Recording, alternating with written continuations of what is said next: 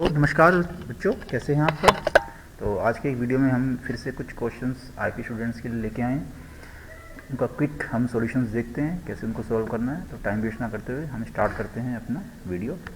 तो आज का जो हमारा क्वेश्चन है, सैम्पल क्वेश्चन पेपर ही लेते हैं। इसमें कुछ क्वेश्चन 2 मार्क्स के और 3 मार्क्स के हैं।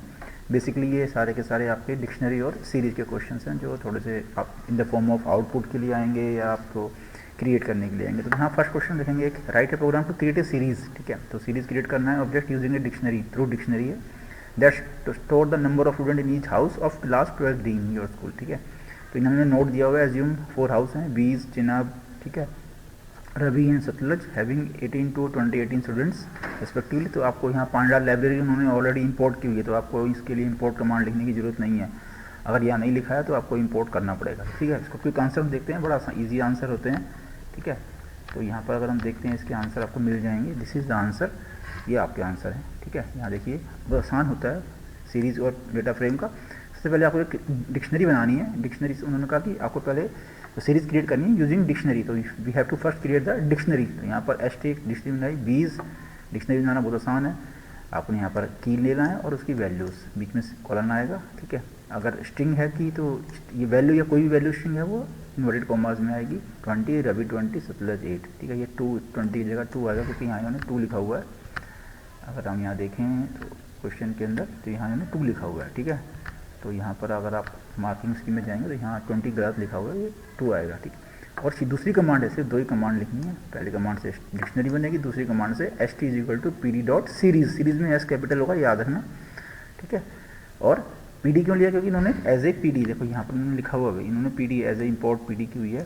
ठीक है, इम्पोर्ट पांडास एज पीडी। ठीक है, तो यहाँ पीडी लिया हुआ है तो इसलिए हम यहाँ पीडी लेंगे, pd.series और यहाँ पर डिक्शनरी का नाम। तो this will create a series. बहुत ईजी है, 2 नंबर लेने हैं। एक नंबर अगर आप ये वाली कमांड लिखते हैं तो 1 नंबर मिलेगा, और दूसरी कमांड लिखते हैं तो दूसरा नंबर मिलेगा। ऐसा नहीं है कि आपको पूरा आपने नहीं आता है, तो अगर आप एक लाइन भी लिख के आते हैं तो वो भी आपको 1 नंबर मिल जाएगा।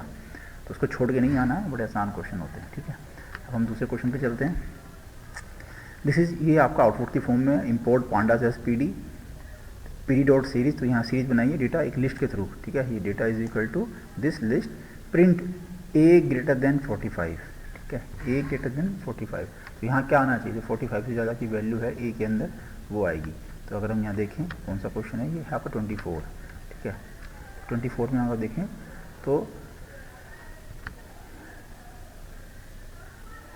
ए कहाँ पर 45 से ज़्यादा है। तो पहले वाली अगर हम वैल्यू चेक करें तो यहाँ पर ये फॉल्स है।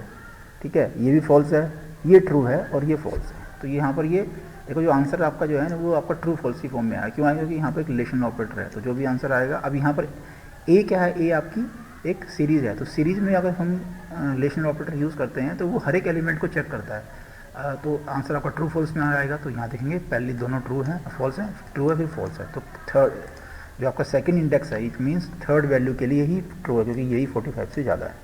तो ऐसे कोई क्वेश्चन आएंगे तो आप सॉल्व कर सकते हैं।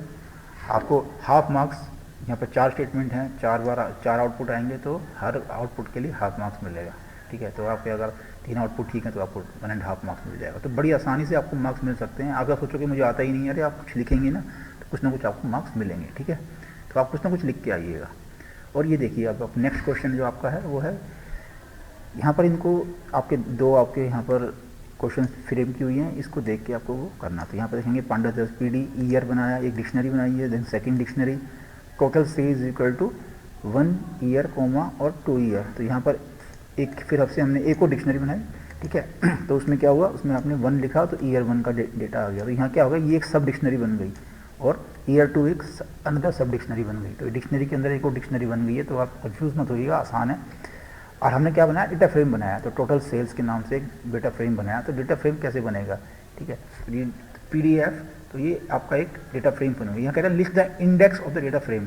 तो इंडेक्स क्या आएगा लिस्ट का, तो यहाँ अगर हम मार्किंग स्कीम में देखें 25, the index level of the DF will be include Q1, Q2, Q3, Q4, ABC। ठीक है, तो ये आपके जो इंडेक्स बनेंगे वो ये बनेंगे। ठीक है, these are the index, these are the index value ABC, क्योंकि आपने दोनों लिस्ट को मर्ज किया हुआ है। तो जो हम इसका इंडेक्स निकालेंगे डेटा फ्रेम का, तो वो डेटा फ्रेम इस फॉर्म में आएगा। अगर हम इसको इंपोर्ट, ये मैं आपको एक बार, जब तक आप इसको देखिए, मैं एक हम यहाँ पर खोल लेते हैं पाइथन। आपको आउटपुट निकाल के, आप आउटपुट निकाल के ज़रूर चेक कर लिएगा, आपको मालूम चल जाएगा। ठीक है, तो जब तक इसका आउटपुट हम देखते हैं, तो ये इसका आउटपुट क्या है, इसका आउटपुट आपका जो आ रहा है वो आ रहा है index label Q1, Q2, Q3, Q4 और ABC। सिर्फ इतना ही लिखना है, आउटपुट नहीं लिखना है। List the column name of the data frame. तो कॉलम नेम क्या बनेंगे आपके, आसान है, कॉलम नेम बनेंगे 1 और 2, क्योंकि जो लास्ट में जो आपने डिक्शनरी बनाई है उसके थ्रू आप यहाँ डेटा फ्रेम बना रहे हैं, तो ये लास्ट में तो जो भी की होती है वही कॉलम नेम बन जाता है। ठीक है, इट विल, और ईयर 1 तो यहाँ पर क्या आएगी वैल्यू, पहले ईयर 1 की वैल्यू आएगी, जब Q1 होगा तो 5000, तो यहाँ पर 2 कॉलम बनेंगे, कॉलम 1 और कॉलम 2। ठीक है, तो अभी मैं आपको करके दिखा देता हूँ। मैं यहाँ पर एक फ़ाइल ओपन कर लेता हूँ। ठीक है, जिसके थ्रू हम अभी, मैं थोड़ा सा इसको फाइल और ओपन, मैं एक न्यू फाइल ओपन कर लेता हूँ। ये आपके पास पुरानी फाइल पड़ी हुई है, तो मैं यहाँ पर निकाल लेता हूँ और यहाँ पर मैं आपको दिखा देता हूँ कि मुझे करना क्या है। मैं इस पूरे कोड को मैं आपको यहाँ पर करके दिखा देता हूँ। ठीक है, तो यहाँ हम इसको कॉपी कर लेते हैं, Ctrl+C। ठीक है, और यहाँ पर हम इसको पूरे को पेस्ट कर देता हूँ मैं इधर। ठीक है, तो हम इसको एक बार करके देख लेते हैं, Ctrl+S और F5।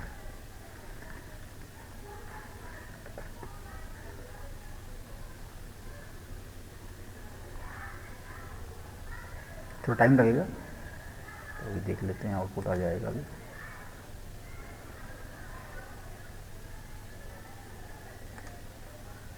तो ये आपका आउटपुट आएगा, देखा आपने।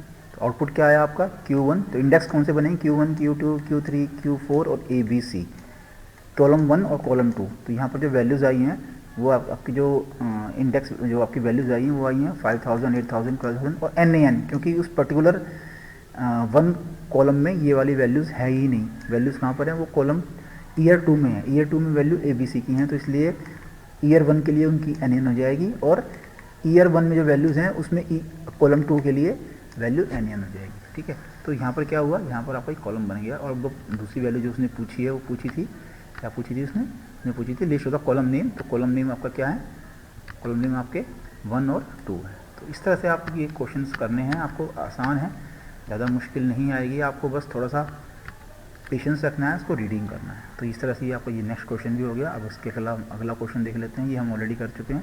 This is the next question, at Python code to create a data frame with appropriate column headings from the list given below. तो यहाँ एक लिस्ट दी हुई है, लिस्ट, ये लिस्ट विद इन लिस्ट है, तो नेस्टेड लिस्ट है, ये एक लिस्ट है, उसकी एक वैल्यू है, second list, third list, fourth list, और एक ये आपकी पूरी लिस्ट है। तो यहाँ आपको डेटा फ्रेम बनाना है, column heading from the list. तो ये आपको, अब हम इसमें 27 का आंसर देख लेते हैं। 27 का आंसर, तो यहाँ इन्होंने इंपोर्ट पांडास PD आपको करना ही है, डेटा आपने जैसा एज इट इज़ लिया ही हुआ है। तो उन्होंने कहा हेडिंग आपको अपने आप देनी है। तो आपको अगर हम देखें तो ये क्या लग रहा है, ऐसा लग रहा है जैसे कोई रोल नंबर है या कोई ID नंबर है, ये नेम है, ये उसके मार्क्स हो सकते हैं।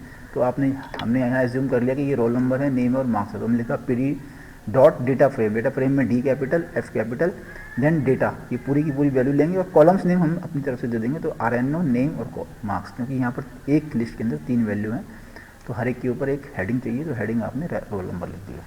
तो दिस इज़ 3 है, तो यहाँ पर 3 कम स्टेटमेंट लिखी हुई है आपने इंपोर्ट करने की। अगर आपको क्वेश्चन समझ में नहीं आ रहा, कुछ भी नहीं आ रहा, अगर आप इंपोर्ट स्टेटमेंट लिख के भी आ रहे हैं तो भी आपको 1 मार्क्स मिलेगा। ठीक है, तो ये आप याद रखिए, कुछ ना कुछ लिख के आइएगा, आपको हर स्टेप पे मार्क्स मिलेंगे।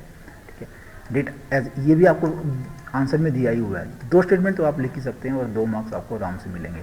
ठीक है, तीसरा स्टेटमेंट आप ट्राई कर सकते हैं, हो सकता है इसमें से कुछ आधा मार्क्स हो जाए, तो हाफ मार्क्स भी आपको मिल सकता है। तो ट्राई जरूर करना है, आपने छोड़ना नहीं है कुछ भी। ठीक है, ये एक स्टेटमेंट। अब एक और आइए, देखो डेटा फ्रेम के काफ़ी क्वेश्चन आएंगे। तो यहाँ एक डेटा फ्रेम है, नेम है और प्राइस है, ये इसका इंडेक्स वैल्यू है। तो यहाँ नेम कुछ लिखे हुए हैं और यहाँ उनके कुछ प्राइस लिखे हुए हैं। ठीक है, स्टॉक कुछ प्राइस है। Add suitable Python statement for the following, अब यहाँ 3 स्टेटमेंट लिखी हैं, 3 मार्क्स हैं।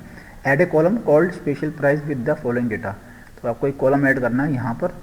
ठीक है, स्पेशल प्राइस और यहाँ पर लिखना है। तो ये भी बड़ा आसान है, देखिए क्या लिखना है, stock special price. Data frame में आसान करना होता है बस, स्टॉक क्यों लिखना, क्योंकि डेटा फ्रेम का नाम स्टॉक है। और नया कॉलम का नाम इज इक्वल टू और वैल्यू साइन कर दो, ऑटोमेटिकली डेटा फ्रेम आपका ऐड हो जाएगा।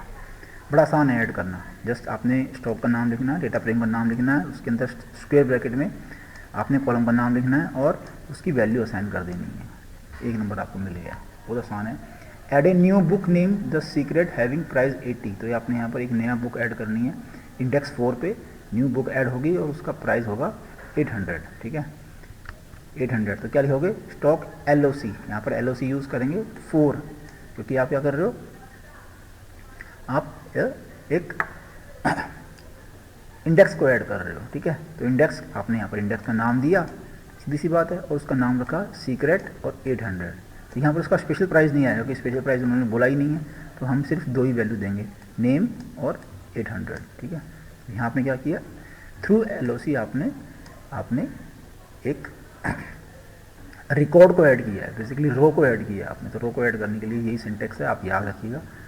तीसरा जो क्वेश्चन मैंने कहा कि भाई स्पेशल प्राइस को उड़ा दो, स्पेशल प्राइस को डिलीट कर दो। तो डिलीट कैसे करेंगे, stock is equal to stock dot drop, ठीक है।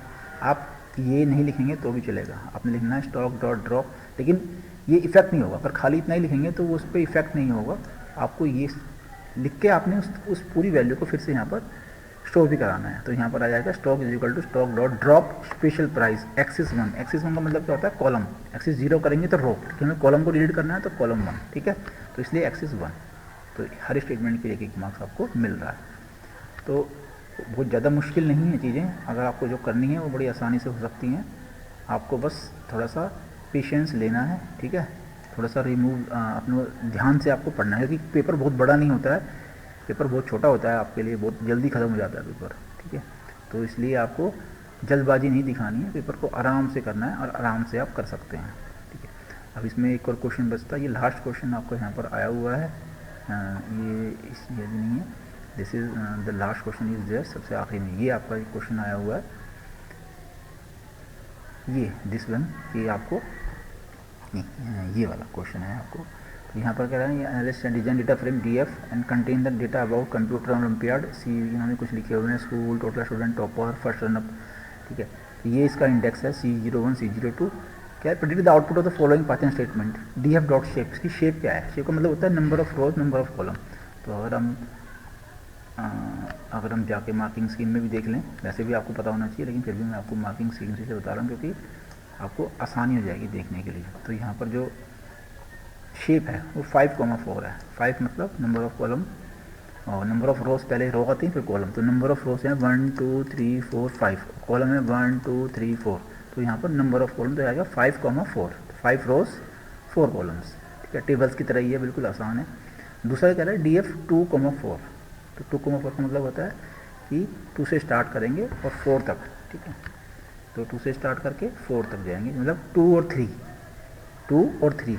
तो सेकंड कॉलम और थर्ड कॉलम। तो सेकंड कॉलम, सेकंड इंडेक्स मतलब 0 1 2, ये एक्चुअली इंडेक्स वैल्यू होती है। तो 0 1 2 ये वाली और 3, क्योंकि 4 जो आपका ये स्क्वायर ब्रैकेट में होता है, जो 4 होता है उससे एक कम माइनस में जाता है। ये तो आप ऑलरेडी हम पाइथन में भी पढ़े हैं, और हमने यहाँ पर भी डेटा फ्रेम में भी देखा है। जो स्क्वायर ब्रैकेट में जो आपकी स्लाइसिंग होती है, रेंज फंक्शन होता है, ये एक तरह का रेंज है, जो रेंज में जो अपर लिमिट होती है उससे एक माइनस हो जाता है। तो यहाँ पर 2 और 3 तक ही जाएगा, मीन्स सेकंड इंडेक्स वाली रो और थर्ड इंडेक्स वाली रो ही आपके यहाँ प्रिंट हो जाएगी। तो ये पूरा का पूरा, ये पूरी 2 रो आपकी प्रिंट हो जाएंगी, ठीक है।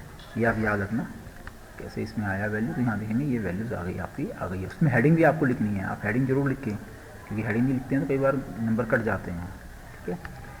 Third question, write Python statement to display data of topper column of index C2 से लेकर C4 तक, यहाँ से लेकर यहाँ तक के टॉपर कॉलम की वैल्यू, सिर्फ ये वाली वैल्यू प्रिंट करनी है हमने, ठीक है। बाकी हमने कुछ भी प्रिंट नहीं करना है। तो ये स्टेटमेंट तो हम क्या लिखेंगे, प्रिंट DF डॉट LOC। जब हमें जब ऐड करने हैं, हमें कोई पर्टिकुलर कॉलम या पर्टिकुलर रो को हम करना है तो हम LOC के थ्रू करते हैं। तो हमें क्या करना है, हमें प्रिंट DF LOC क्या प्रिंट करनी है, 02 से लेकर और 04 तक। और क्या प्रिंट करना है, टॉपर वैल्यू, ठीक है। 02 से 04 तक क्या प्रिंट करना है, टॉपर्स की वैल्यू, ठीक है। तो ये आपका फर्स्ट पार्ट है। यहाँ पर और ऑप्शन दिया हुआ है तो इसकी वैल्यू यही है। और अगर आपको थर्ड पार्ट नहीं करना है ये वाला, ठीक है, तो आप ये वाला कर सकते हैं। ये दोनों कंपलसरी हैं, इसमें से और इसमें से आप ये कर सकते हो। Write Python statement to compute and display the difference of data of total student and first runner up column of the above. तो डिफरेंस किसका, टोटल स्टूडेंट्स, और ये टोटल स्टूडेंट्स हैं और ये फर्स्ट रनअप है। तो इनका डिफरेंस करना है आपने, ठीक है। तो कैसे करेंगे डिफरेंस, वो भी आसान है। अब लिखना है DF dot total student minus DF dot first runner, बस सिंपल कमांड है। बहुत ही सिंपल कमांड है। तो इसके ये आपके 2 मार्क्स की कमांड है, या तो ये लिखेंगे या ये लिखेंगे। तो